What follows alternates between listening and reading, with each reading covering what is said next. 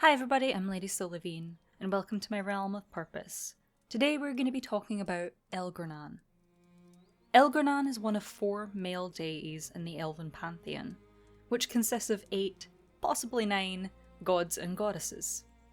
He is the All-Father, son of the sun and the earth, the first of the gods, and while he is associated with fatherhood as a domain, he is above all else a god of vengeance. Elgar'nan is the leader of the pantheon, alongside his wife Mythal, the goddess of justice, and he's heavily associated with aggression and violence, of taking vengeance upon those who have done wrong, to excess. Elgar'nan's vengeance destroys those who have wronged, with little care for reparations or consequence. Elgar'nan is known by several names and titles: God of Vengeance, the All-Father, Eldest of the Sun, Sun's Death, He who overthrew his father, Wrath and Thunder, First among the gods. In regards to his name, there is in fact a translation, although it does get a little bit complicated, so bear with. Like with Ghilan'nain, the Nan is difficult to pinpoint, though perhaps it could be a masculine and feminine form of the same word, Nan and Nan, as I mentioned in Ghilan'nain's video. Elgar is an interesting part with a few translation, which is where the complication starts. Elgara means the sun. Elgar, however, could mean spirit, as our reference for Elgar comes from the Masked Empire, in reference to what one of the characters says, what the translation is, Elgar Arla, which means spirit trap, a binding circle for a spirit or demon.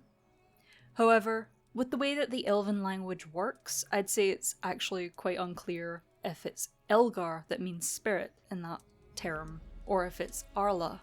Sometimes words aren't always in the correct order when you put them into the common tongue, so yes, indeed, it does get a little bit complicated. There's no other instances of Elgar or Arla being used in the series, so it's impossible to cross-reference. For example, the closest thing I could find was Arla could be a word as a part of the famous city of Arlathan, although the common interpretation of that meaning for the love of the people, or the place of love. If we're taking this into account, it could also mean spirit something, or trap something. It could work either way with how history went down, honestly. BioWare's Elven is weird, guys. I'm really sorry. Most people, however, do interpret his name to mean Spirit of Vengeance, because it just makes sense. But there's no indication that Nan means vengeance anywhere in lore. I want to put that out there. The translation I personally like to go with is Sun's Death, or Sun's Rebirth. It's truly up to you how you want to translate it at this point. Pre-Veilguard. If that game even does give us an answer. I hope it does. An essential thing to know about Elgar'nan is how little he is actually called upon by the people. Whilst he is the father deity of the elven pantheon, he is top dog in that regard. His wrath is so incredible that even the people fear it. He encompasses something more primal than logical, and it's a difficult thing to put into words, really. I'm sure all of us at some point or another have come across something that makes our blood boil, makes us so incredibly angry that we can't help but shout and scream and lash out, even if it's against our best judgment. For me, it usually comes when one of my friends has been hurt by something or someone. There's empathy, sympathy, and of course, rage. How dare you do this thing? That's Elgar'nan. And sometimes you do want that horror called down upon someone. But more often than not, you really probably don't. Because once that floodgate is opened, it's very, very difficult to close again. There are consequences. I also don't want this next part to go unsaid, because it's a curious thing that I've noticed in the lore. The thing with Elgar'nan is that it's not just pure hatred or pure violence.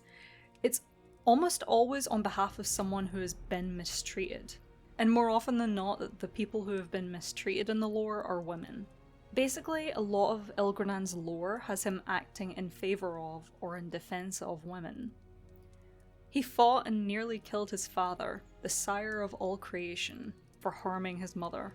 He gave his wife Mythal rule over the judgment of others when she asked, knowing he'd be too harsh and others feared him.